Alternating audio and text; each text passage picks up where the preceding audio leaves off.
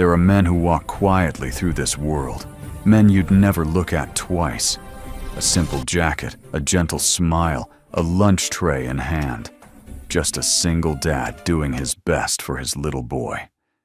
But sometimes, the quietest man in the room once carried the loudest battles in his soul. And one ordinary afternoon on a Navy base, 3 admirals would discover that truth, not through medals, not through stories, but through 2 simple words, spoken in a trembling silence. What they learned about this humble father would echo in every heart present and remind us all that true heroism never needs to shout. Before we begin, if stories of kindness, courage, and quiet strength touch your heart, I invite you gently to subscribe to our channel. It helps us continue sharing healing tales for those who still believe in goodness. Now, let us begin the story of the man they once called Valor Phantom. Morning settled over Harbor Point like a quiet prayer, soft, humble, familiar. The kind of dawn that didn't rush anyone but simply arrived, breaking the night with a gentle promise instead of a blaze. Pale light spilled across the shoreline, brushing sleepy fishing boats and wooden docks, worn smooth by time and weather. Waves rolled in slow breaths against the pier, as if the ocean itself understood restraint, understood that some mornings weren't meant to roar, but whisper. Inside a small coastal house not far from the water, a single lamp flickered on. Ben Merrick rose before the sun as he always did. It wasn't habit anymore, at least, not just habit. It was a rhythm carved into him deeper than routine, older than peace. Quietly, he stretched his shoulders, muscles responding like machinery that once moved with force and now preferred gentleness. His long hair once kept military. Short, brushed the collar of the faded green shirt he slept in. His jaw held the beginning of a beard, not unkempt, just earned. He stood for a moment in the dim kitchen listening to the house breathe, the refrigerator's faint hum, the distant gull outside, the slow tick of an old clock on the wall. In this stillness, the world was safe, predictable. Each morning began like this. No alarms, no orders, barked across radios, no boots pounding dirt before the sun rose over foreign soil. Just silence, and a man relearning how to exist inside it. On the table lay a child's drawing stick figures holding hands under a crooked sun. One tall figure, one small. The tall one wore a green jacket. The small one wore a bright blue shirt and had a smile twice the size of his head. Underneath in clumsy handwriting, me and Dad.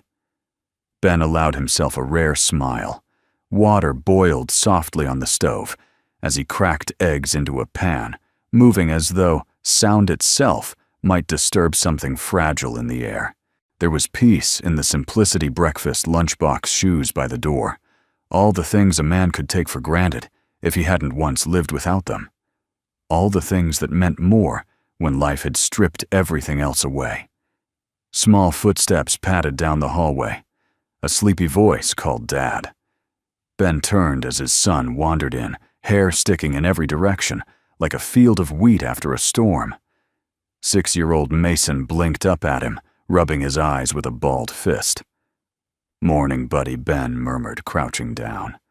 "Come here." Mason walked right into his arms like he always did, trusting without question. Ben lifted him gently, settling him against his chest. The boy's head rested on his shoulder, warm and soft. For a moment, time paused again. There were wars a man could never quite leave behind, but there were anchors too. And this child, with his small heartbeat and unquestioning love, was the strongest anchor Ben had ever known. "You hungry yet?" Ben whispered. Mason nodded against him. "And I want the honey toast, the really crunchy one." Ben chuckled a low, warm sound that seemed almost shy. "You got it," He set Mason at the table, poured a small glass of orange juice, then finished plating breakfast. Eggs, fruit, toast, just the way his son liked it. Simple, humble, but made with intention. Ben wasn't a man who believed grand gestures built a life only the quiet ones did. Mason ate in little bites, legs swinging under the chair. "Dadma, why do we get up before everyone else?" Ben paused, then sat across from him. "Because the world feels different in the quiet. You get to hear your own thoughts. Feel the day beginning." Mason nodded like he understood every word even if he didn't. "I like when it's quiet. It feels safe." "Safe?" Ben's eyes softened. He reached across and smoothed his son's hair gently. "Yeah, that's the point." Outside, a car rolled down the street, the first sign the town was waking. Ben finished packing Mason's small backpack. Crayons a snack, the little dinosaur Mason insisted was for luck. By 6:30, the morning was fully alive. Boats began leaving the harbor. A neighbor jogged past, waving as she always did. "Morning, Ben." He raised a hand in return, polite, steady. Not unfriendly, just measured. Harbor Point knew him only as the quiet mechanic who worked on boats and occasionally helped around the naval base when things got short-staffed. A good man, they said. A kind father. Maybe a little too reserved, but polite and dependable. They liked him. And they respected his privacy. They didn't know, and he didn't offer. He strapped Mason into the car seat of an old pickup that had seen better decades, but ran like a loyal mule.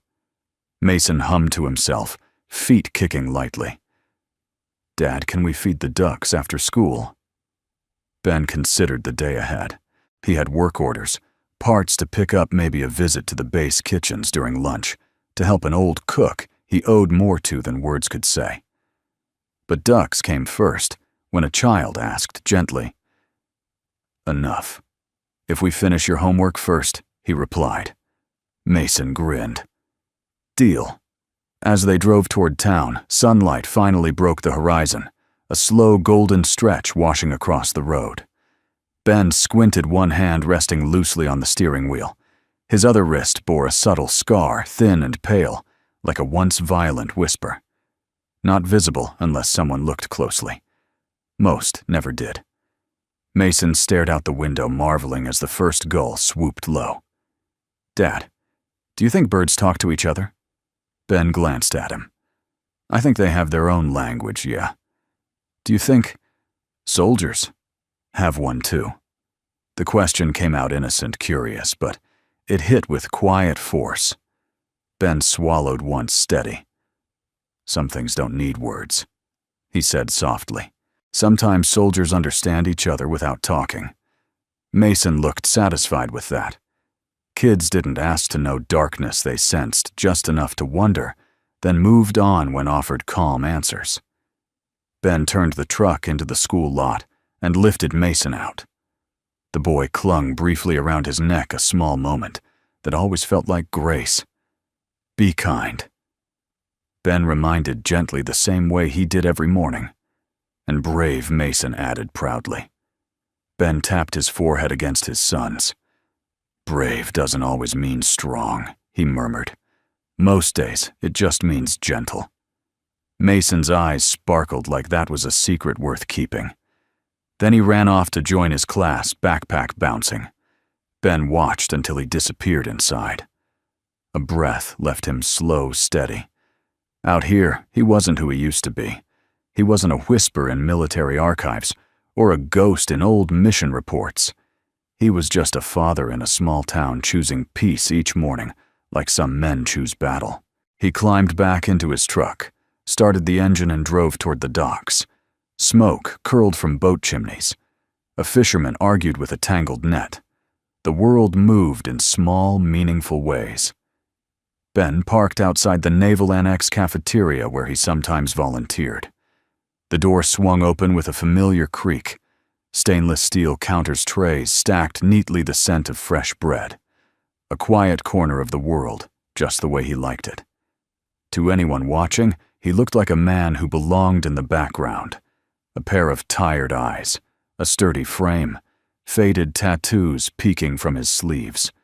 No medals, no posture demanding attention, just a calm presence. And yet every step, every glance, every breath carried the subtle weight of a man who had once stood where silence was a luxury, and dawn was not gentle, but judgment. He washed his hands, tied an apron loosely, and began prepping trays without a word. Somewhere behind him someone laughed. Someone shouted orders. Pots clanged. Life unfolded normally. Ben didn't rush, didn't falter. Quiet men often do the work others overlook, and sometimes they are the ones who hold the world steady without ever asking for thanks. Outside the window, the harbor waters shimmered. A new day had begun. And though no one in that kitchen knew it, though the town saw only a quiet mechanic and a loving father, somewhere in the unspoken corners of history and memory, the name Valor Phantom still echoed. Just not here. Not yet. There were parts of a warrior that never retired, instincts forged in heat and fear that lived on long after the uniform came off. Ben Merrick didn't think about them most days. He didn't have to. Reflexes like memories had a way of surfacing when the world shifted just a little too fast. By late morning, the Naval Annex cafeteria buzzed with routine. Stainless countertops gleamed, boots thudded against polished tile, and the hum of military efficiency blended with the chatter of sailors grabbing lunch before drills. Ben worked quietly at a prep table in back, slicing bread and portioning fruit into trays.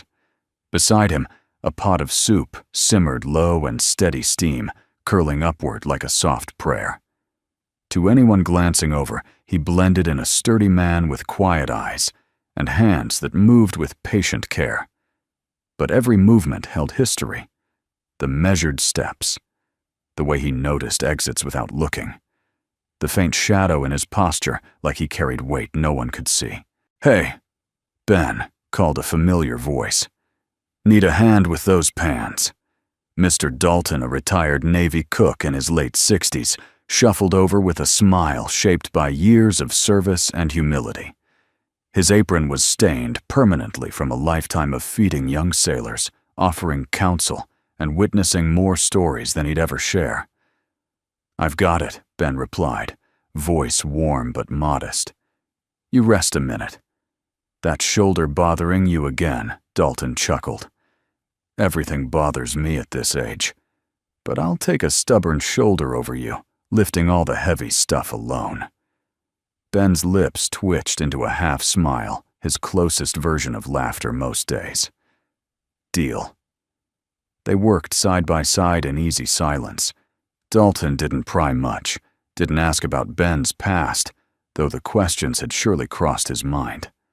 Respect meant understanding that some stories stayed folded, like flags never meant to fly again. As trays filled and lunch hour neared, Ben stepped to the side to refill water pitchers. Through the serving window, he spotted movement near the far tables.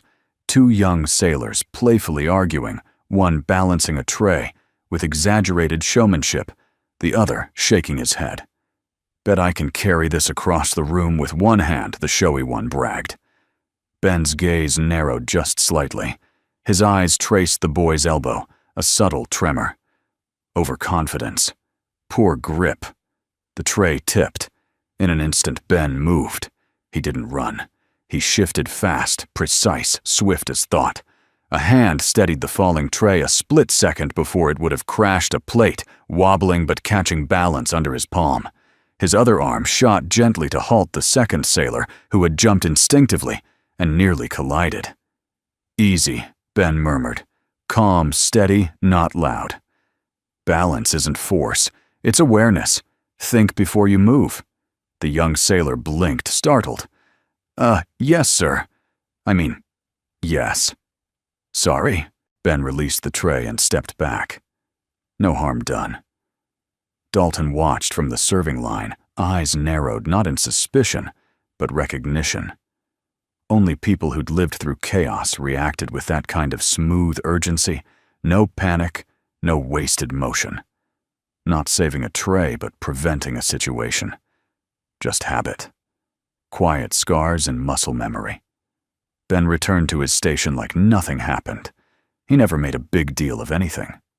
Never had. But as he resumed slicing bread, Dalton approached softly. "You ever think you might have been born knowing how to keep people out of trouble?" the old man asked, half teasing, half curious. Ben didn't look up.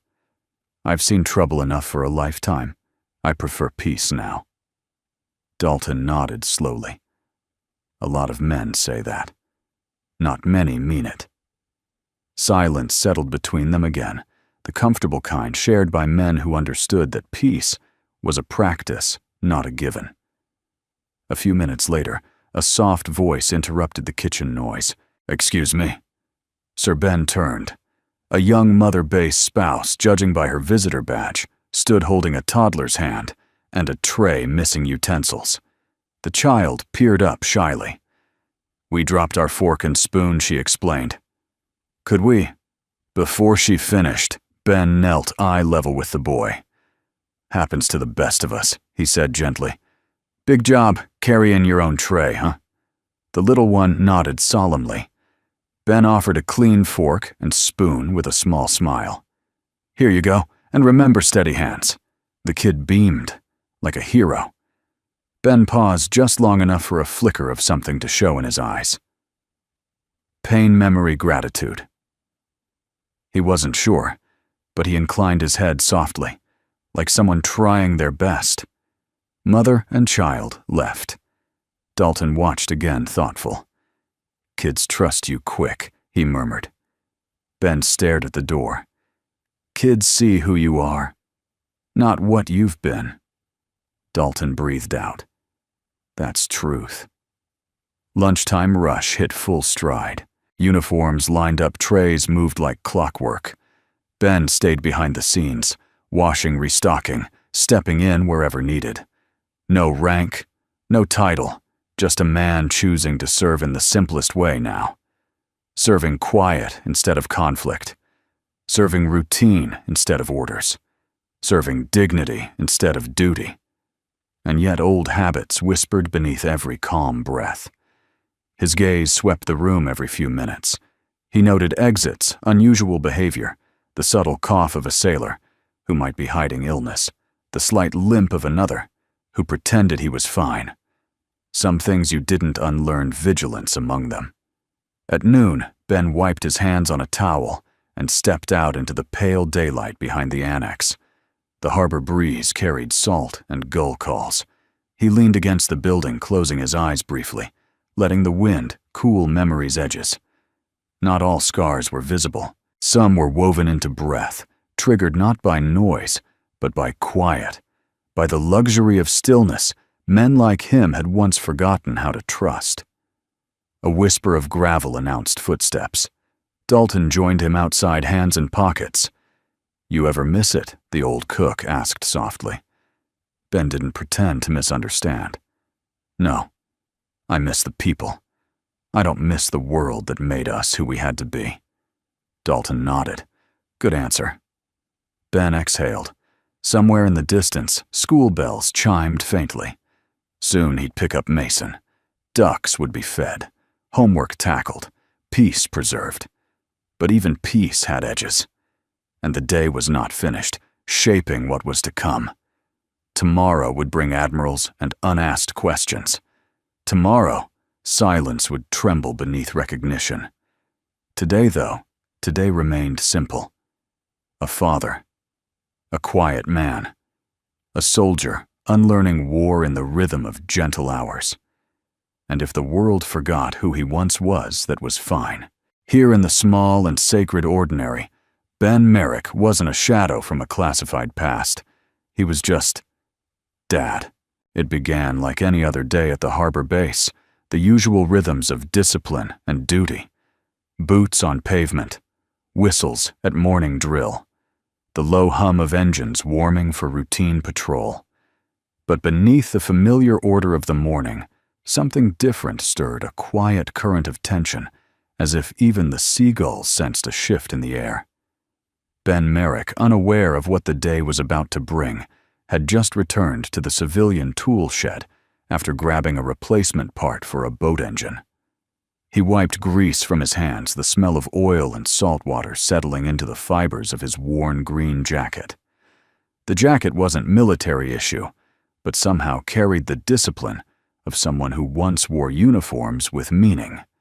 He preferred it here, the back area of the dock, where metal sang softly under tools and the world didn't demand too much from him. A wrench turned, a bolt clicked, peace as simple and sacred as morning light. Then the chatter started. They're here, 3 admirals, all women. Whole base just snapped to parade stance. Must be an inspection. Or something big. Ben looked up, not out of curiosity, more habit. Big arrivals meant movement, authority, attention. 3 things he had trained his life to manage and spent the last years trying to avoid. He checked the time. Lunch wasn't far off. Mason would be eager to see the ducks again after school. Ben wiped his hands, removed the apron he'd worn briefly while helping in the cafeteria, and started walking toward the main path. He didn't hurry. He didn't hide. He simply moved as he always did, steady, modest part of the environment. Voices grew louder. Salutes snapped like the crack of flags in wind. He rounded the corner, and the world changed. 3 figures moved across the courtyard, crisp white uniforms, medals, catching sun posture straight as the masts in harbor. Admiral Daisy Harper led them, tall, steady, a presence you felt before you noticed. Her hair was tied back neatly, her gaze sharp, yet not unkind. There was strength in her step, but not arrogance. Leadership carved by years' storms and decisions that never fully left the soul. To her right, Admiral Bradley, slightly younger face, composed eyes calculating.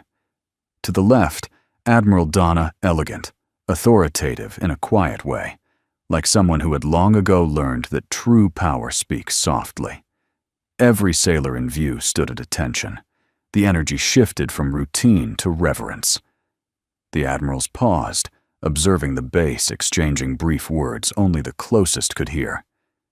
Ben continued moving, not toward them, but simply past, aiming for the cafeteria doors. He blended in as a civilian worker. No salute required. No recognition asked or given. That suited him. But fate rarely asks permission. Mason sat by the far windows inside, finishing a small cup of juice before preschool drop-off.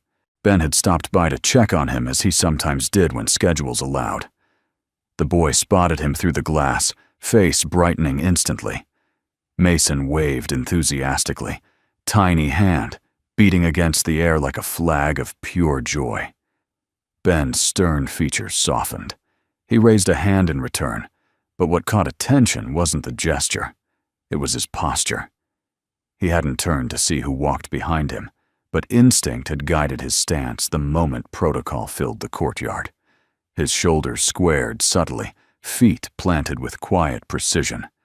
The invisible memory of command laced through him, not in arrogance, not in display, but in presence. Admiral Daisy noticed. Her steps slowed just slightly. Eyes traced the back of the quiet man in a worn jacket, the way he moved, as if his body remembered formation lines and midnight operations.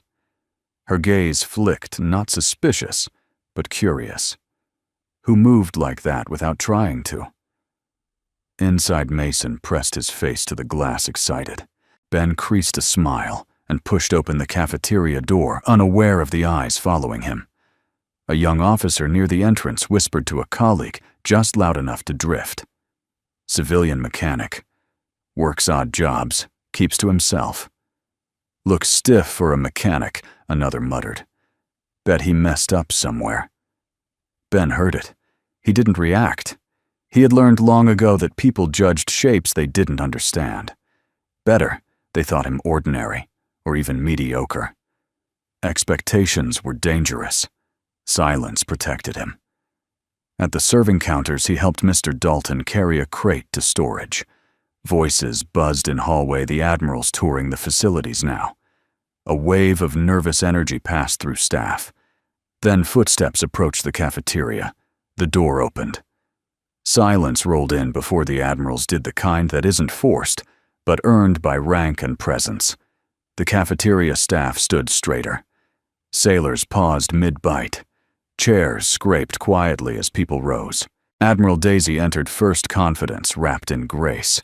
Her gaze moved with precision, taking in layout, cleanliness, morale. No arrogance, just observation honed by years of command. Beside her, Admirals Bradley and Donna exchanged light remarks about inspection protocols. A young officer tried to impress them with practiced formality. But Daisy wasn't fully listening. Something else held her attention.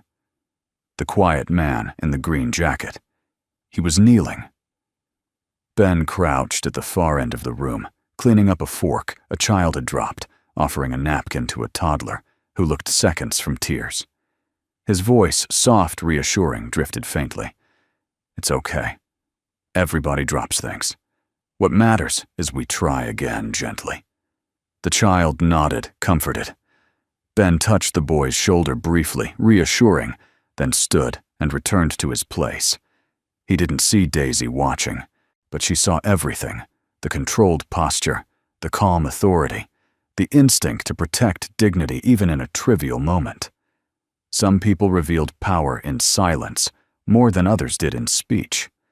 The young officer beside Daisy whispered, smirking, "That's him, the one I mentioned. Just a civilian stray." Daisy's eyes narrowed, not at Ben, at the officer's arrogance. She didn't correct him. Not yet. But she noted. She stepped forward. Ben turned, slightly sensing motion. Their eyes met for the first time. For a fraction of a second time, folded, not romantic, not dramatic, but recognition without context. As if two souls who had lived through storms could see weather in one another. Daisy saw discipline buried under humility. Ben saw authority softened by humanity. And both saw ghosts behind the other's eyes, different ghosts perhaps, but ghosts nonetheless. Ben lowered his gaze politely and stepped aside. Daisy moved on, though a question lingered in her expression. Who was this man? Why did he carry silence like it once weighed more than metals? As she left the cafeteria, whispered conversation resumed behind her. The officers joked lightly. The sailors straightened trays. Routine returned, but not completely. Something had shifted. A quiet stranger had walked past three admirals without flinching, not in disrespect, but because respect to him was not about rank or presence, but spirit. And Daisy Harper, Admiral of the United States Navy, found herself thinking that sometimes the most remarkable people wore no uniform at all. Not anymore. The cafeteria returned to its hum after the admirals left, but an undercurrent lingered, a ripple of attention, of curiosity not yet spoken aloud. Ben could feel it even as he rinsed a pan at the sink. He didn't like ripples. Stillness was safety. Ripples turned into waves, and waves always brought something to shore, expected or not. He finished the task and untied the apron, hanging it neatly on its hook. Routine kept a man steady. Routine gave memory its boundaries. Mr. Dalton approached with 2 cups of water. He offered one to Ben. "You all right, Ben?" Took it, nodding once. "Just another inspection day." "That wasn't just another inspection," Dalton murmured. 3 admirals. "We haven't had that since the year the base expanded." Ben took a slow sip. High rank doesn't change the heartbeat of a place. Dalton studied him, then exhaled. Some men pretend they don't notice things. You pretend you don't care that you notice. Ben didn't respond, which in its own way was an answer. They walked out into the courtyard. Bright midday sun fell across the base. Sailors moved in crisp lines. Officers checked clipboards. An air of polished composure settled over the grounds like a pressed uniform. Ben bent to tie his Buddha habit from years of never allowing gear to be loose, even something as simple as a shoe. When he rose, a voice cut the air. "There he is." Bryce, the young officer from earlier, approached with two buddies. Fresh, eager, too sharp around the edges. The kind of soldier who mistook rank for identity and confidence for wisdom. Bryce crossed his arms lightly, posture rehearsed. "You don't salute admirals. Even civilians usually show more respect." Ben looked at him calmly. No tension, no challenge, just quiet steadiness. "Civilians don't salute. And I don't disrupt protocol unless ordered." "So you know protocol," Bryce smirked. "That's interesting. Thought you were just a maintenance guy?" "I am," Ben replied simply. Bryce expected defensiveness. When none came, annoyance flickered. The young often misunderstood restraint as weakness and mistook humility for emptiness. "What did you do before this?" Bryce pushed. Ben shrugged lightly. "Different life. Long gone." A few sailors nearby pretended not to listen, but they listened. That was how whispers grew. Curiosity fed on silence. Bryce wasn't satisfied. "We all served or support those who do. No shame in saying where you came from." Ben's gaze turned distant for half a breath. "Some things aren't shame. They're just finished." Bryce laughed, though it sounded harder than he meant it to. "Come on. What were you, a clerk? Supply office must have been something boring if you won't say." Dalton straightened beside them. "That's enough." Bryce opened his mouth, but then something shifted. Conversations hushed. Boots halted. A presence cut across the courtyard like a breeze sharpening to a blade. Admiral Daisy Harper and the other two admirals walked toward them, trailed by several officers. Bryce stiffened instantly, posture snapping flawless. Ben remained, as he was upright, hands loose, expression steady, not disrespectful, not startled, just rooted. Daisy's gaze landed on Bryce first. "Officer." "Yes, Admiral status report on morale high, Admiral. Routine operations normal." She nodded once, then her eyes moved to Ben. A subtle curiosity softened the steel in her expression. Dalton cleared his throat. "Admiral, this is Ben Merrick. He helps around the annex." "Good man." Ben offered a respectful nod, not a salute, but the silent acknowledgement of someone who understood respect beyond rank. "Mr. Merrick," Daisy said. Voice even. Warm undertone. "You work on the boats." "Yes, ma'am. And here when needed." Her eyes held his a beat longer. There was something unspoken in that pause, like two soldiers recognizing the invisible marks each carried. She didn't know him. But she recognized him. Or rather, she recognized the quiet that followed some men home. One of the admirals, Bradley, arched a brow. "Were you prior service?" Ben's jaw moved once, almost imperceptibly. The kind of motion that held ghosts behind it. "A long time ago." Bryce seized the opportunity. We were just asking his branch admiral, and his call sign. His tone implied a joke. People nearby listened harder. Daisy's gaze hardened slightly, not at Ben, at the unnecessary probing. "Call sign," Admiral Donna repeated, amused. Not every veteran had one. Bryce shrugged. "Well, he carries himself like he did something more than turn wrenches." Donna studied Ben. The air held a thin thread of tension, harmless, yet charged. Daisy spoke gently, directly. "You don't need to answer that, Mr. Merrick." Ben inclined his head. "Thank you, Admiral." Bryce snorted softly. Not loud, but loud enough. "Come on, it's just a question. If he served, he shouldn't be shy about it." Unless he's exaggerating, his sentence stopped clean and abrupt as Daisy turned her head. No raised voice, no order. Just a slow movement of her eyes, the kind that reminds a person that rank, real rank, never shouts to be heard. Bryce's posture stiffened. He swallowed. Daisy turned back to Ben, tone measured. "Service looks many ways." and silence is sometimes the most honorable form of it. Ben met her eyes again. Something like gratitude flickered, or maybe understanding. Two people recognizing the currency of sacrifice and the cost of speaking about it. Dalton stepped forward, slightly protective. Ben doesn't seek attention, only helps where he can. Donna smiled faintly. We need more like that. For a brief moment, the courtyard held a quiet deeper than protocol, the kind born from truths felt, but not named. Daisy finally nodded. Carry on, Mr. Merrick. Ben's reply was simple. Ma'am. As the Admirals walked away, Bryce exhaled sharply, trying to reclaim bravado. Still think you're big stuff, Ben didn't answer. He didn't need to. Silence was not retreat. It was discipline. And real strength rarely performed for applause. Dalton clapped a hand on Ben's shoulder. Ignore him. I do, Ben murmured.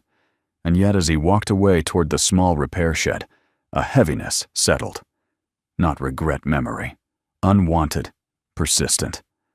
Old uniforms folded too many times in the mind could still leave creases. Inside, Ben sat for a moment.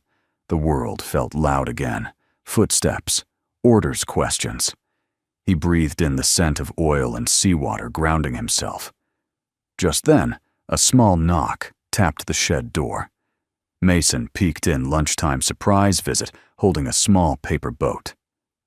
Dad, I made this. Want to float it later? Ben's world steadied immediately. He smiled, soft, real. Absolutely. Mason giggled. And I told my class, you can fix anything. Ben's throat tightened in the best way. Not everything, he whispered. Just what matters most. He lifted Mason into his lap. Outside, sailors marched, and commands echoed. Inside, a father held his son, and the world for a moment found peace. Names could wait. Stories could stay quiet a little longer. Silence, for now, still protected more than it revealed. And soon, but not yet, silence would break. By early afternoon, the base had settled into a steady rhythm. Again, drills dispersed, briefings concluded, and the Admirals continued their tour elsewhere. Yet a subtle charge remained in the air, like the echo of a chord still humming in the wood, long after the piano key had been released. Ben welcomed the stillness returning. He focused on what he knew: simple tasks, honest work. A loose boat panel, a squeaky wheel on a supply cart, a loose bolt on a dock pulley. Small problems easily fixed grounded him. When hands moved, thoughts quieted. A man could outrun memory with motion for a while at least. Inside the cafeteria, again near midday, Ben stacked trays with calm efficiency. Lunch rush began, as sailors cycled through voices blending into familiar noise. He didn't speak unless spoken to. He moved without wasting effort. He carried himself the way some men prayed quietly with intention. Then a clatter cracked the air. A meal tray slipped from an elderly veteran's hands, a man in his 70s, with trembling fingers, and eyes clouded by time and memory. The tray crashed against the tile, scattering food across the floor. Soup splashed across his pants and boots. Fork skidded under a table. The room paused. Conversations halted mid-word. The old man froze, embarrassment flooding his lined face. His cane shook, and a flush crept up his neck. Pride, dignity, fragile things when age and memory betray you in public. Before anyone moved, before pity could gather like a storm cloud, before whispers could form a small pair of shoes padded across the cafeteria. Mason. He had arrived early with his preschool group for lunch. On base, a special treat Dalton had arranged it. The boy didn't hesitate. He knelt, tiny hands scooping fallen grapes, gathering napkins, wiping where he could. His voice, bright, unaffected by judgment, cut through the silence. It's okay, mister. I drop things too. My dad says everybody does sometimes. The veteran blinked, stunned by the kindness. Mason offered him a lopsided grin, the kind that was pure sunshine in a world that could be cruel. "See, I'm helping. We can fix it together." And then, quietly, humbly, Ben was there too. He didn't stride in like a hero. He simply appeared at his son's side, knee touching the floor. He picked up a spoon, placed it gently on the table, then swept the scattered food into his palm with calm precision. His movements were slow, respectful, as though each piece of fallen food carried dignity worth preserving. "Let me get you a fresh tray," Ben murmured, voice steady. "We'll take care of this. No theatrics, no pity. Just service given with grace." The old veteran swallowed hard, eyes misting. "Son, you don't have to." Ben looked up, gaze soft, but anchored with quiet truth. "Of course we do." He didn't say because nobody deserves to feel small. He didn't say because dignity is the last thing a man should lose. He didn't need to. The act said everything. Dalton watched from a distance, eyes glistening with pride he didn't try to hide. Across the room, Admiral Daisy Harper stood near the far entrance. She had arrived earlier than expected, silent as a tide rolling in. She paused mid-step, observing the scene. Her fellow admirals slowed behind her, curious. Daisy saw a father and son kneeling side by side, cleaning a mess not their own. Saw the gentleness in Ben's touch, the kindness passed, hand to small hand. Saw the tenderness of a warrior choosing service not out of duty, but out of instinct and heart. She saw a man who didn't need stripes to lead, didn't need medals to prove worth, didn't need recognition to do right. Bradley whispered beside her, surprised. "Is that the same man from earlier?" Donna murmured. "Looks like he's been trained to protect, even dignity." Ben rose, helping the veteran steady himself. Mason, mimicking his father's gentleness, dusted the man's cuff and gave a small thumbs up as if sealing a pact. "You're good now," Mason said matter-of-factly. Nobody saw. The room had been watching, but in that moment, everyone felt seen instead. A soft laugh escaped the old man, cracked but real. "Thank you, son. Thank you both." Ben placed a hand on the veteran's shoulder. "Take your time. If you need anything, I'm here." Their eyes held a silent conversation between two men who knew battles didn't always end where history wrote them. The veteran nodded, voice tight. "You remind me of someone. Long time ago." Ben only inclined his head, "Just doing my best." Mason tugged Ben's sleeve. "Dad, can I get him a cookie too?" Ben smiled. Small. Real. "Yeah." "Make it 2. The cafeteria breathed again. People resumed talking softer. Now, humbled, touched, without knowing exactly why. Daisy and the Admirals exchanged glances, recognition, respect. Daisy's voice came low. "That wasn't duty. That was character." Bradley folded her arms. "There's a difference." Donna nodded thoughtfully, and rarely seen. But Daisy wasn't just impressed, she was moved. There was a warmth growing in her chest, unexpected, but undeniable. A question lingered, not from curiosity, but from admiration. Who hurts quietly and still gives gently like that? Her gaze followed Ben as he escorted Mason to wash his hands. The two walked side by side, one tall, quiet, carrying invisible history. One small, bright, carrying future and innocence. Ben didn't look toward Daisy, but she watched him leave. A part of her, disciplined for decades, wondered why she felt something stir. Admiration? Yes, but something else.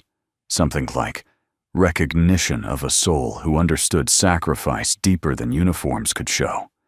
Her voice, barely above a breath, escaped before she could catch it. "Who are you?" No one answered because the question wasn't meant for the room. It was meant for a truth still hidden beneath years of silence and scars. As Ben lifted Mason's backpack and walked out into afternoon light, Daisy found herself unable to shake the feeling that she had just witnessed something sacred Not dramatic, not loud, but profoundly human.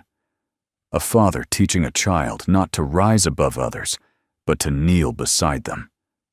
And sometimes that was the truest act of valor there was. The afternoon sun stretched long yellow strokes across the base, casting shadows, like memories reaching, following, refusing to be left behind. The air held that familiar dry salt smell, mixed with metal and engine oil, the scent of routine for those who served, and those who once did. Ben walked Mason to the preschool pickup spot just outside the fence, knelt down, straightened the boy's collar, and smoothed the back of his hair. Home later, he promised. We'll feed the ducks. Mason nodded seriously because, at 6, feeding ducks was as important as any mission. And we can float my paper boat, too. You bet. A kiss to the forehead, a gentle squeeze. Then Mason scurried inside with a hop that made Ben's chest warm in a way nothing else could. When he turned back toward the base, the hum of tension returned. Not loud. Not visible. Just present, like an invisible radio, tuned to a frequency he hadn't listened to in years, but still knew by instinct. He made his way toward the cafeteria Dalton had asked him to help reorganize supply shelves. The corridors buzzed louder than usual. Eyes followed him longer than they should have. Something was shifting, small ripples forming into a quiet tide. Dalton stood near the door, arms crossed, loosely. Voice a low rumble. Words spreading. Ben paused. About what? Dalton shrugged. You helped a veteran. Admirals saw it. Of course people talk. Ben breathed out the kind that carried more weight than air. Doing the right thing shouldn't be news. Not in a perfect world, Dalton agreed. But this isn't one. Inside, sailors chatted in small clusters. Laughter. Utensils clinking. The routine smell of institutional coffee and warm bread. But beneath it, subtle tension. Murmurs. Eyes flicking toward him, pretending not to. It wasn't hostility. It wasn't admiration. It was curiosity sharpening like a blade not yet drawn. Ben carried a stack of trays to the back. Normally, no one bothered him. Today, however, a voice rose from a corner table, too loud, too eager. Hey, mechanic hero. Bryce. And now the room took a breath. Ben set the trays down. Turned. Calm. He didn't move toward or away, simply stayed aligned with peace. Bryce approached with 3 others, swagger tugging at each step. You saving trays, helping old men, impressing admirals. Bryce grinned thin and sharp. You trying to earn a medal you didn't get, before Dalton stiffened behind Ben, but Ben raised a hand gently. A silent. I've got this. No medals, Ben said quietly. Just helping where needed. Bryce smirked. That's cute. But we all know you're hiding something. Nobody moves like you unless they've seen some stuff. Ben's eyes flicked, not defensive, just tired. Some things aren't meant to be talked about. Oh, right, Bryce said loudly. The mysterious, strong, silent act. Bet you did dishwashing in boot camp and got out early. A couple sailors shifted uncomfortably. Some men didn't like bullies. But youth and ego often equaled noise. Before Ben could reply, footsteps cut through the room, rhythmic, crisp, purposeful. Then silence fell like a dropped curtain. Admiral Daisy Harper stood in the entryway. Behind her, Admirals Bradley and Donna. The air sharpened. Utensils froze mid-air. Conversations clipped mid-sentence. The room stiffened into instinctive discipline. Daisy's eyes found Bryce first, and though she didn't scold, authority radiated from her stillness. Then her gaze moved inevitably to Ben, and something softened just slightly. Mr. Merrick, she said, voice even. May we speak? She could have phrased it as an order, but she didn't. A quiet hush swept the room. Ben nodded once. Yes, ma'am. Bryce seized the moment. Maybe we can settle something while we're all here. Daisy turned slowly. Excuse me. Bryce straightened his collar. He's being modest, Admiral. If he served, he shouldn't hide it. He refused to say his branch rank, and we haven't heard his call sign." He grinned proudly as if unearthing scandal. Daisy's gaze turned cold. "Not all service is public. Not all honors are carried on sleeves." Bryce swallowed, but pride pushed him. "Still, if he's going to walk around like he's something special." Quiet Daisy said. Not loud, not harsh, but final. Then she turned to Ben, and when she spoke, her voice held something gentler, respect, curiosity, and something rarer in high ranks, sincerity. "If it burdens you to answer," Donchi said softly, "but if you wish to share your branch or history, you may. You are not obligated." The room held breath, like it might break if anyone exhaled. Ben looked at her, then at the sailors watching. He didn't see mockery, he saw wonder, confusion, maybe longing. Some men search their whole careers for a hero, not realizing real ones rarely stand on podiums. He placed a hand gently on the table, a grounding act. His thumb brushed a faint scar along his wrist. Memory flickered behind his eyes like shadow against waves. "I served," he said quietly. A ripple through the room, small, sudden, genuine surprise. Bryce smirked, triumphant. "Finally." "So what was your call sign if you really had one?" Daisy opened her mouth maybe to stop this, but then something in Ben's expression froze her. He wasn't afraid. He wasn't hiding. He was remembering. He stood fully now. Straight but not rigid. Calm but not meek. One hand rested gently on the back of a chair, unconsciously steadying the moment. His voice came soft, as though spoken into a long corridor of time. "They called me." A pause long enough to hold weight. Valor Phantom. Silence exploded across the room. It wasn't a name, it was a ghost story.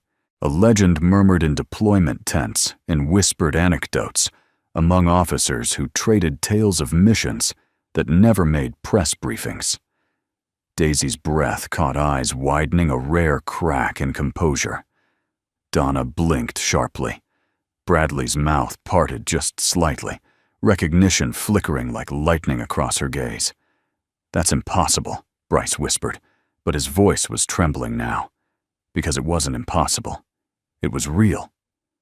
Ben lowered his gaze, not ashamed, not proud, simply done.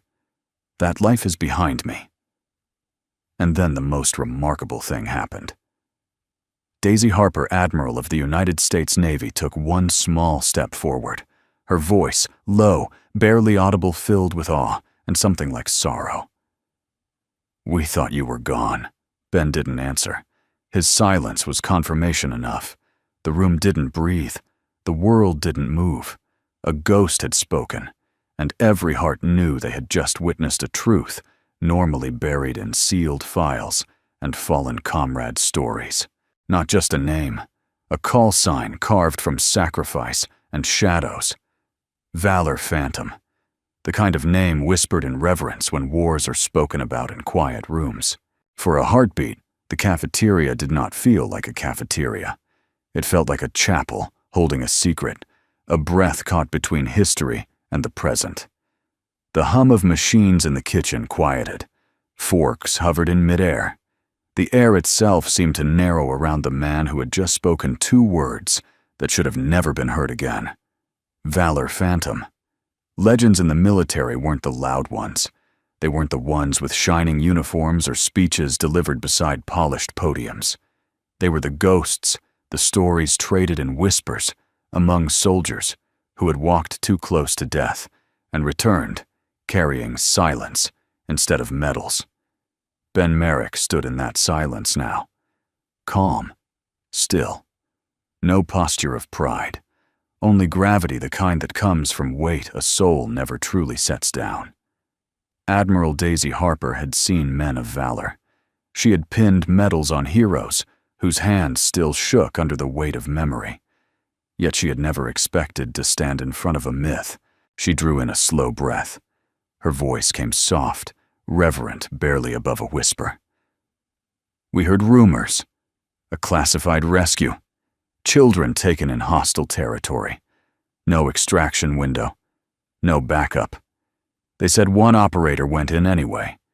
They said he refused to leave without the kids, that he carried them out, every last one, and that the unit that tried to save him, her voice thinned like old paper, never made it back. Eyes across the room turned to Ben, not in judgment, but in awe and sorrow. Ben did not look up. Memories moved behind his eyes like shadows crashing against one another. Faces, voices, the weight of 6 small bodies clinging to him in the dark, the thunder of gunfire, the silence afterward, the kind that steals sleep for years. He forced breath into his lungs. They were kids. I just did what had to be done. Bryce's cocky facade crumbled. The color drained from his face. His voice, once sharp and mocking, broke into something small. "Sir." I didn't know. Ben's gaze lifted steady, not hostile. You didn't have to know. He did not punish. He did not boast. That more than anything humbled the room. Then it happened slowly, as though guided by instinct older than rank. A retired Marine in the corner, gray beard, trembling hand, stood up and lifted his hand to his brow. A salute formed with imperfect angle, but perfect meaning. Then another sailor rose, and another. Dalton's hand lifted next, old-tired, yet steady. Tears shimmered in his eyes, reflecting not pity, but reverence. One by one, the cafeteria cook's officers, enlisted men, civilian workers all stood. Even those who did not fully understand the story recognized something sacred in front of them. Honor did not always wear medals. Sometimes it wore scars and quiet clothes. Ben swallowed throat tight. "Please, don't." Daisy stepped forward, not as an admiral now, but as a soldier honoring another. Her salute rose with discipline and dignity. "With respect, Mr. Merrick.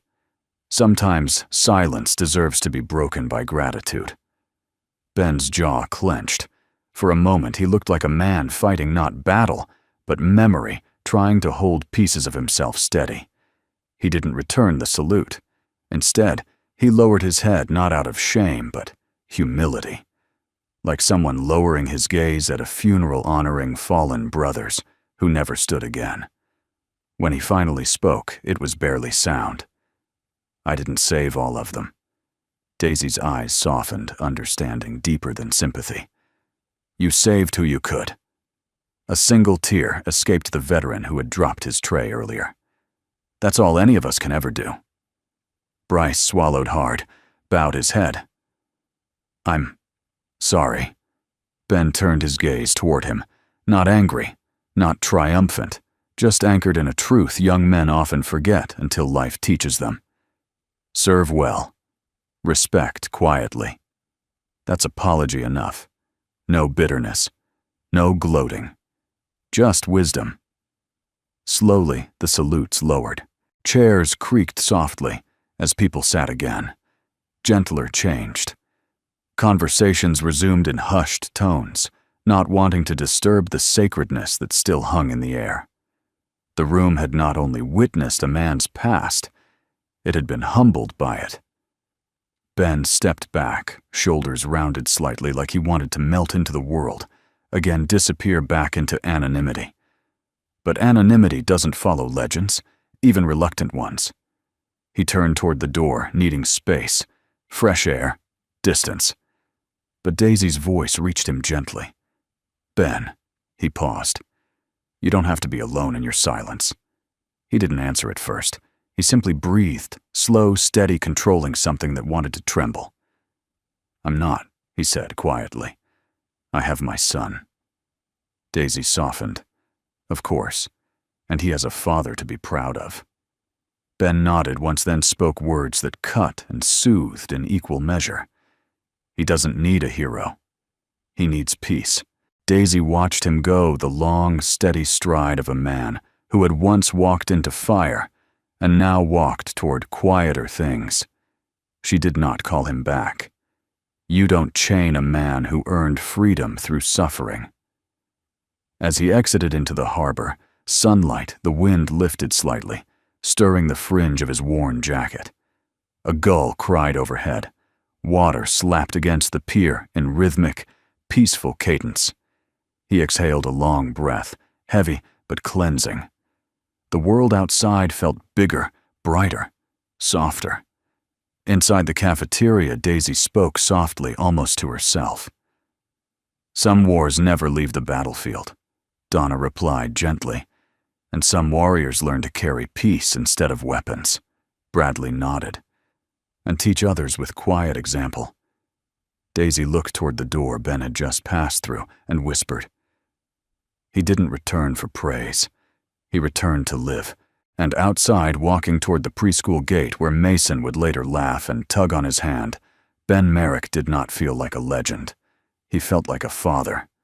And today, that mattered more than any call sign ever could. Evening softened Harbor Point like a warm blanket laid gently over tired shoulders.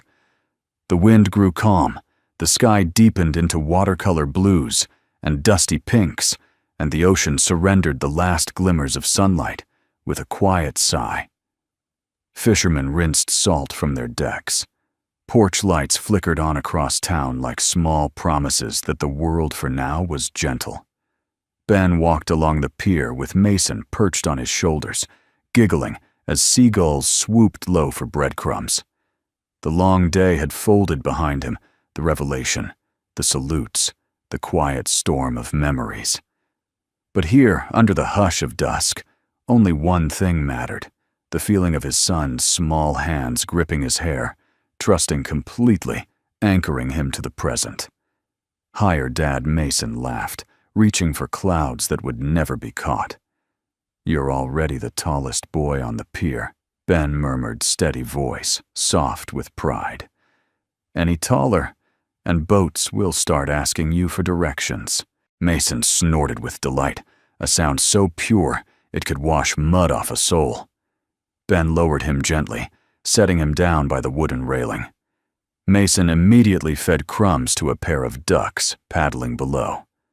"They like me," he whispered. "Of course they do." Ben crouched beside him. "You're kind. That's rare." Mason looked up. "You're kind too, Dad. That's why everyone did this." He attempted a stiff salute, forehead scrunched in concentration. Ben froze for the briefest flicker of a second, a heartbeat caught between pride and pain. "No, Bud," he said softly. "Not everyone. And that's okay. Kindness isn't about who sees it." Mason nodded, satisfied, and returned to the ducks. Children didn't carry questions the way adults did. They simply accepted goodness at face value, then moved on to toss crumbs at birds. Wisdom disguised as innocence. Footsteps approached, measured sure, respectful of solitude. Ben didn't turn. He didn't need to. Some presences didn't require sight to be known. "Beautiful evening, Admiral," Daisy Harper said quietly. Ben exhaled through his nose, a hint of wry humor touching his voice. "Didn't expect company." "I didn't come as company," Daisy replied, stopping at a respectful distance. "I came as someone who owes a moment of humanity, not rank." Ben glanced sideways. The fading sun haloed her like light remembered how to honor strength without drowning it. She had removed her cap. Without the rigid shape of command on her head, she looked real. Still commanding, still certain, but human first. He nodded. Acceptance. Not invitation. Not rejection. Balance. Mason waved enthusiastically. "Hi," Lady Admiral Daisy smiled, not an official, polished smile, but a real one. "Hello, Mason. You want to feed ducks with me? I have crumbs. 2 piles." He held up 2 tiny fists of slightly soggy bread pieces. Daisy's expression softened. Perhaps in a moment, Mason shrugged and continued his mission, as if international diplomacy hinged on feeding these ducks. Daisy stepped beside Ben, resting her forearms on the railing. The silence between them wasn't heavy, it was thoughtful. Like both were adjusting to the delicate shift in gravity between strangers and whatever this was becoming. "You handled today with grace," she said. "I didn't handle anything," Ben replied quietly. "I just spoke a truth I didn't want to speak." Daisy studied his profile. The stillness, the tension under calm skin, the softness when looking at his son. Truth has weight. Some carry it better than others. "I carry what's left," Ben murmured, "and what I can bear." Wind brushed his hair. A gull landed nearby, observing them like an old sailor eavesdropping. "You know," Daisy continued gently, "the military teaches valor in uniform. But real valor is walking away without bitterness," Ben finished. She blinked. "Exactly." Mason hummed happily nearby, narrating duck behavior, in the serious tone only children have when commenting on small miracles. Daisy's gaze followed him. "He adores you. He saved me." Ben's voice was low, almost accidental. "I used to breathe for duty. Now I breathe because he sleeps in the next room." She turned to him slowly. "You think you don't deserve peace?" He didn't answer.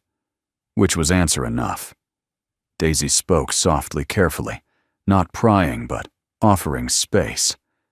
"There are men who spend their whole lives trying to become what you already are, steady, humble good." She paused. "Wounds don't erase worth." Ben stared at the horizon. A thin silver thread trembled in his voice.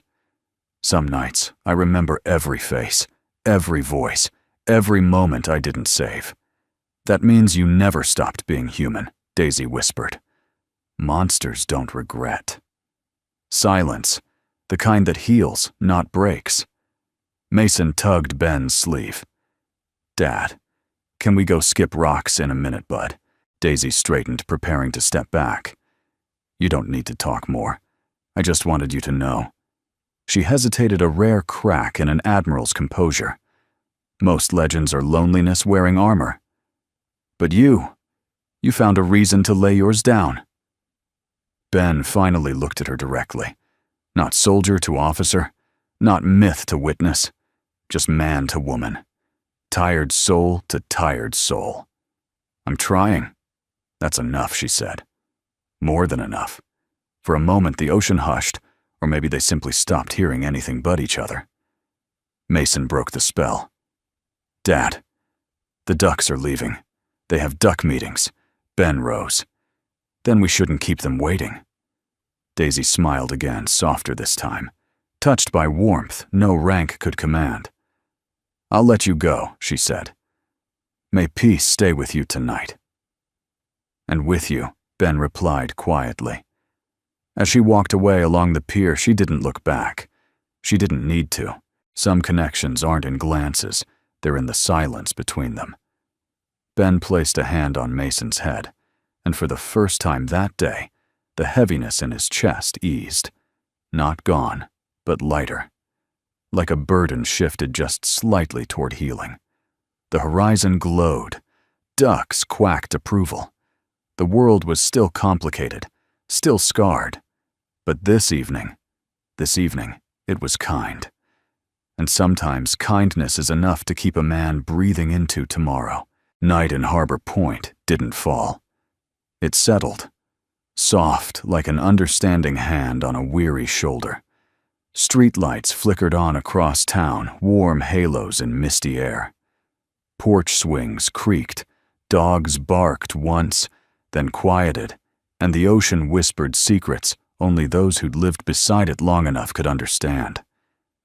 Inside their small home, Ben tucked Mason into bed. The boy's hair stuck up like grass after rain, and his eyelids drooped heavy from play and sunlight. "Dad."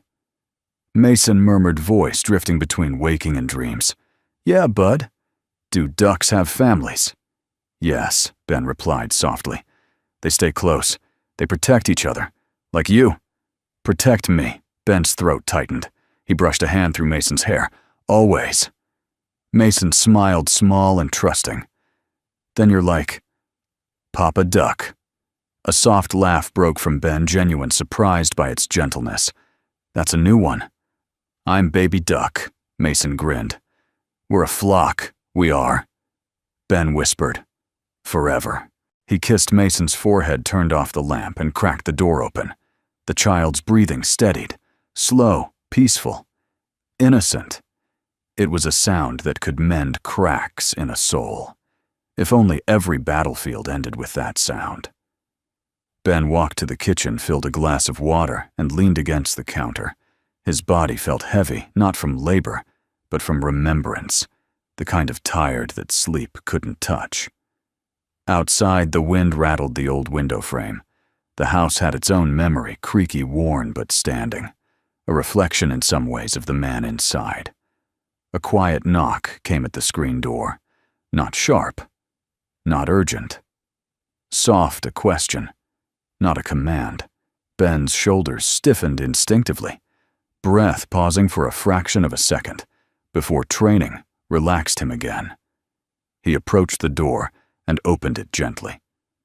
Admiral Daisy Harper stood on the porch, hands folded loosely in front of her coat, draped over her arm. No rank in her stance, now only presence. I'm not interrupting. Am I? She asked. Ben shook his head once. No. He stepped back, not quite an invitation, but acceptance. Daisy didn't enter. She remained by the doorway, respecting space, like someone who knew borders were not always made of wood and glass. Couldn't sleep, she asked quietly. Never been good at it. Nor have I. A beat of silence, the gentle kind. Daisy looked past him toward the hallway where Mason slept. He's a good boy. He's the best thing I've ever done, Ben replied, voice low, steady. The one mission that matters every day. And you're doing it well. Compliments had always felt heavier than criticism to Ben, but this one didn't burden him. It softened him. Daisy drew a slow breath. I didn't come to ask questions. You owe no explanations. Ben nodded slightly. I know, but I wanted to share something. Her voice changed, not official, but human, carrying its own scars. I lost someone, she said. Years ago. A pilot. We trained together, deployed together. He was brilliant. Brave. And he was haunted by the idea that he hadn't done enough, even though he saved lives. Ben's gaze lowered. He didn't speak, didn't need to. One night, Daisy continued, voice hushed. He said, I know they're gone, but part of me stayed there with them. Ben's jaw clenched, not in anger, but recognition. Those words lived in too many hearts. We honor sacrifice, Daisy whispered, but we don't always help survivors carry theirs. Ben swallowed, slow, steady. Some loads aren't meant to be shared. Wrong. Daisy shook her head gently. Some loads become lighter, only when shared. A breeze lifted a strand of her hair. She brushed it back absently, eyes never leaving him. I saw men salute you today, she said, not because you demanded it, not because they knew the story, but because they felt the truth. They saluted ghosts, Ben murmured. Not me. No, her tone firmed, not sharp, but solid, as though placing a hand on truth itself. They saluted the man who carried ghosts and still chose kindness. Ben looked away into the dark ocean horizon, where sky touched water, like memory touching present. I don't want him to grow up seeing sadness in me. He didn't need to look toward Mason's room for Daisy to understand who him was. And he won't, Daisy said, because you're teaching him joy, not war. Ben exhaled through his nose, a quiet release, a small crack where healing might seep in. Daisy took a quiet step back, preparing to leave. You don't have to walk alone, Ben. Not anymore. Even warriors deserve rest, especially those who fought hardest. He looked at her, then, eyes steady, tired but touched with warmth, not seen in years. Thank you. She nodded once. Good night. he answered softly. "Good night, Admiral." She paused. "Daisy," she corrected gently. Ben's lips lifted almost a smile. "Good night, Daisy." She turned, walking slowly down the porch steps, boots whispering against wood. Halfway to the gate, she glanced back, not as an officer checking her perimeter, but as a person who had found something quietly meaningful and didn't want to disturb it. Ben remained in the doorway, one hand resting against the frame, more anchored than he had been in a long time. He whispered to no one, and to everyone, "I'm trying." And for the first time in years, the night felt less like a battlefield and more like a blanket. Behind him, Mason stirred in his sleep and mumbled something about ducks and heroes. Ben's eyes softened. Maybe healing didn't come all at once.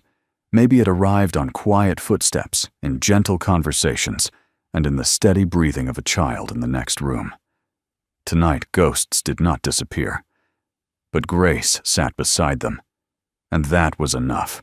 Morning returned slowly, like someone drawing open curtains in a sunlit room, 1 inch at a time. Harbor Point woke with gull calls and boat engines warming in the distance. The world moved in ordinary rhythms, salt in the air, metal clinking gently from the docks, and the familiar creak of weathered wood under quiet boots. Ben stood at his workbench just after dawn, wiping down tools with steady, deliberate motions. The scent of machine oil and salt water grounded him the way routine always had. Even on the hardest days, work made sense. Bolts tightened, engines hummed, tasks finished. Action brought order to chaos. But today something else stirred beneath the surface, a pull subtle and unsettling, like the tide shifting under his feet. Mason sat nearby with his coloring book humming to himself, crayons scattered in cheerful disorder. Every now and then the boy looked up, eyes bright. "Dad, look, I drew us fixing a boat and feeding ducks." Ben smiled, a real one, deep and warm. "Looks perfect." It did. Mason's world was still clean, bright, safe, because Ben had built it that way with every choice he made. A soft knock came at the open door. Daisy stood there, not in her formal uniform, but in a simple navy jacket and khaki trousers. Still crisp, still poised, but softened by civilian lines. She carried a folder, but the gentleness in her expression wasn't official. Mason saw her and waved like he'd known her a lifetime. "Hi, Miss Daisy," Daisy chuckled. "Hello, Mason. That's a wonderful drawing." "It's us feeding ducks," he said proudly. "Dad says ducks like gentle people." Daisy's gaze flicked to Ben, warm. "Your father's right."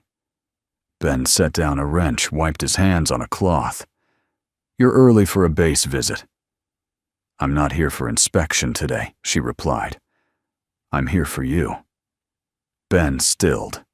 That felt unfamiliar, almost dangerous. "For me," Daisy stepped in, lowering her voice. "There's a program launching, one we've worked toward for years. Support for veterans with PTSD, therapy through community service, family outreach, peer support, and a project for children who lost a parent in service." She paused. "We need someone who understands both worlds, quiet service trauma and gentle leadership." Ben's jaw moved slightly. "I left that life." Daisy nodded, unfazed. "You left the battlefield, not your heart." Silence stretched. Outside, waves brushed pilings like soft applause for courage. Neither of them spoke aloud. Ben exhaled slowly. "I'm not fit to lead anything military anymore." "This isn't about rank," Daisy said. "It's about healing. Guidance. Being a light for those walking a dark path." Ben didn't answer. His fingers curled subtly around the cloth, grounding himself. Memories pressed in like uninvited guests. Voices. Smoke. Sand. The thud of helicopter blades. The hush after gunfire. And 6 small hands clinging to him in the dark. Ben shut his eyes briefly, not to run, but to breathe. I don't know if I can face that world again. Daisy's voice turned quiet, steady like steady hands redressing a wound. You wouldn't be facing war. You would be helping others step out of it. Mason hopped off his stool and wandered to the window, fascinated by a passing tugboat. The room felt suspended, two adults standing between choices and histories, while a child played like peace was the only truth. Ben finally spoke, rough honest. What if I failed him? Daisy stepped closer, not crowded but present. Ben, failure isn't falling short. Failure is refusing to try, because fear whispers louder than hope. She paused. You've faced worse than doubt. Her words didn't push, they steadied. And in the stillness, something shifted inside him. A burden he'd carried alone for years leaned just slightly against the possibility of purpose again. But the deciding voice didn't belong to Daisy. It belonged to Mason. The boy turned, clutching his paper boat, the same one he'd floated with such pride days before. Dad Ben knelt. Yeah, buddy. Mason placed the paper boat in his hands. You fix things. That's what you do. Maybe you can fix people too. Like you fix boats. The simplicity of a child's wisdom struck deep, straight to the quiet part of a man that still bled. Ben swallowed hard, voice barely there. Some things aren't that simple. Mason shook his head with earnest certainty. But you're strong and gentle. That's what people need. Daisy's breath caught. The child had said what the Navy could not. Ben closed his hand around the fragile boat, feeling its weight impossibly light and impossibly heavy. When he stood, his eyes met Daisy's. There was no dramatic swell, no cinematic music, just a decision, quiet, steady, born from grief and love alike. I'll try, he said. Daisy nodded with a softness few had ever seen in her. That's all anyone can ask. He continued, voice low. But I won't leave my son behind in it. You won't, Daisy promised. This is a role built for men who choose family over glory. Ben glanced at Mason again, the boy now making sound effects for imaginary ducks on a battlefield of crayons. Hope wrapped in innocence. Ben looked back at Daisy. All right. Where do we begin? A shift passed through her expression, something like humble triumph, but tempered. One step at a time. Ben breathed out relief, fear, purpose knitting together. Some battles were fought with silence. Some victories came in choosing to heal. And the bravest thing a warrior can do is build, instead of destroy. As Daisy prepared to leave, she paused near Mason. Can I see your drawing again? Mason held it up proudly. That's my dad. He's brave. Daisy's eyes glimmered. Yes, he is. And when she left, the tide rolled in gentler. The air smelled less like memory and more like tomorrow. Ben looked down at the paper boat in his hand, edges soft folding worn by tiny fingers. A vessel meant not for battle, but for hope. I guess we fix what we can, he murmured. Mason beamed. And ducks. Ben chuckled softly. And ducks. Sometimes healing wasn't loud. Sometimes it was whispering to a child about gentle days. Sometimes it was saying yes to a future you feared, because love pulled stronger than ghosts. And for the first time in years, Ben Merrick felt something unfamiliar. Not peace, not yet, but the tide moving toward it. The morning sun did not rush over Harbor Point. It arrived patiently, as though it understood that some hearts needed gentler light. Golden warmth spilled across wooden docks and the quiet waterfront town brushing fishing boats, rocking gulls gently on salt air and filling the day with quiet hope. Ben stood outside his small workshop, sleeves rolled up, sanding a piece of wood smooth for a boat rail. The rhythmic scrape was soothing, a sound of creation, not destruction. Each stroke sent dust into the air like soft fog. It wasn't the work of war or strategy or survival. It was work of living, of shaping something with hands that once broke things, now learning to build again. Mason knelt nearby, tying knots in a rope tongue, poking out in deep concentration. "Dad, look, I learned the double sailor knot." He held up a messy tangle that technically held together, even if it looked like a seagull had attacked it. Ben smiled, warmth blooming across his face. "That's a very advanced knot. Sailors twice your age can't do that," Mason puffed up proudly. "Because you teach me." "Because you try," Ben corrected gently. Trying matters more than getting it right the first time. Sometimes he said things Mason didn't fully understand yet, but children store truths like seeds. They grow later when life waters them. A soft footstep sounded behind them. Ben didn't turn. Immediately, he recognized the cadence now. Controlled, purposeful, but softened since yesterday. Admiral Daisy Harper approached her uniform replaced by casual slacks and a simple blouse. Out of uniform, she carried authority differently, not as rank, but as presence, grounded in empathy. "Morning, Mr. Merrick," she greeted. Ben glanced over his shoulder. "Daisy." She smiled a little, appreciating the shift, not Admiral, but Daisy.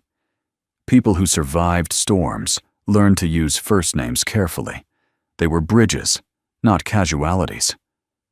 Mason ran over rope swinging, "Miss Daisy." "Look, I can tie super military knots." Daisy crouched, examining it with exaggerated seriousness. "This is exceptional workmanship. I may need you to train some sailors." Mason glowed, and Ben's eyes softened a look that said nothing louder than "He is my world." Daisy straightened. "I visited the community center this morning. The first planning session for the Veterans Program starts next week." She hesitated, voice gentling. "Your voice could shape it. Your experience even more." Ben nodded once. "I gave my word." His voice carried strength without volume commitment, spoken not as obligation but as offering. Daisy exhaled a small sign of relief. "Good." She didn't hide that she cared not about the program only, but about him choosing to step forward, not just away. She glanced toward the workshop. "You building something new?" "Restoring an old rowboat," Ben answered. "Thought I'd fix it up before summer," why Daisy asked softly. Ben looked out toward the harbor. "Because some things shouldn't be left to decay. They deserve another chance." Daisy didn't reply. She didn't need to. She understood perfectly. Mason tugged Ben's sleeve. "Dad, can we take Miss Daisy on the boat when it's done, so we can all see the ducks and the sunset?" Ben hesitated not from doubt, but from surprise. He glanced at Daisy unsure. Daisy's answer came without hesitation. "I would like that very much." A breeze rolled in from the ocean, playing with loose strands of her hair. It carried the scent of salt and hope, and new beginnings disguised inside ordinary moments. Dalton approached Kane, tapping lightly. He smiled at the three of them, eyes twinkling with quiet joy. "Looks like the world's turning in a good direction today." Ben chuckled, trying not to get in its way. Dalton clapped a gentle hand on Ben's arm. "You're guiding it more than you realize." Daisy glanced around the small workshop, her voice thoughtful. "Do you ever think about how many men look strong but are breaking, and how many look quiet but are holding the world together?" Ben paused, then spoke quietly. "Strength isn't volume. It's what you carry when no one sees." Daisy held his gaze, and in that look lived recognition, admiration, and something deeper that neither rushed nor denied. A connection forged not by circumstance, but by the rare relief of not needing to explain who you are. Mason tugged their hands. "Can we go to the dock now? I want to show the boat to the ducks." Ben ruffled his son's hair. "Ducks can wait. Let's finish our work." But then he looked at Daisy almost shyly. "Actually, want to walk the dock with us later?" Just quietly, Daisy's expression softened, a yes shaped by gratitude, and something gentle blooming. Quiet sounds. Good. Mason cheered and ran ahead to organize his imaginary duck parade. Ben and Daisy stood a moment longer watching him. Peace settled like a warm tide around them, not loud, not dramatic, but steady. Daisy spoke softly. You know you didn't have to say yes to the program. No one would have judged you. Ben nodded. But Mason watches everything I do. I want him to see that healing isn't hiding. It's choosing to rise even slow, even scared. Daisy breathed in, slow, respectful. That's the kind of leadership this world needs. And you? Ben asked. What do you need? It wasn't flirtation. It was honesty, stripped of armor. Daisy smiled, quiet and sincere. Someone who understands silence the way I do. Ben's gaze dropped to the water shimmering gold. Then you came to the right place. Time didn't rush them. Life didn't demand answers. They simply stood there, two souls steadying each other in a world too often loud. Mason came running back. Dad ducks, emergency. They need breadcrumbs. Ben laughed, and the sound had no sorrow in it, only life. Then we better not keep them waiting. He lifted Mason into his arms, felt the boy's small arms wrap around his neck, and turned toward the shore. Daisy walked beside him, not behind, not ahead, but beside. And as they reached the dock, the ocean sparkled in late morning light. Not a memory, not a battlefield, just water, horizon, and possibility. Peace does not arrive all at once. It comes in quiet steps, in gentle voices, in small hands, tugging you forward, in someone walking beside you instead of saluting from afar. Ben Merrick did not look like a warrior now. He looked like a father, a builder, a man choosing love over ghosts. And as the tide rolled in slow and forgiving, the world dared to believe, and he dared to believe that some battles end not in victory or defeat, but in homecoming. Thank you for spending these quiet moments with us. If this story touched your heart, even just a little, I'd love to hear from you. Where are you watching from? Tell us your city or country in the comments. It's always a blessing to see how far kindness can travel. And if you enjoy stories of courage, grace, and the quiet strength of everyday heroes, please consider subscribing to our channel. Your support means more than you know. It helps us continue bringing gentle, hopeful stories to wonderful people like you. Thank you for watching. Thank you for your time. And until we meet again, may peace, love, and a little bit of light find you wherever you are tonight.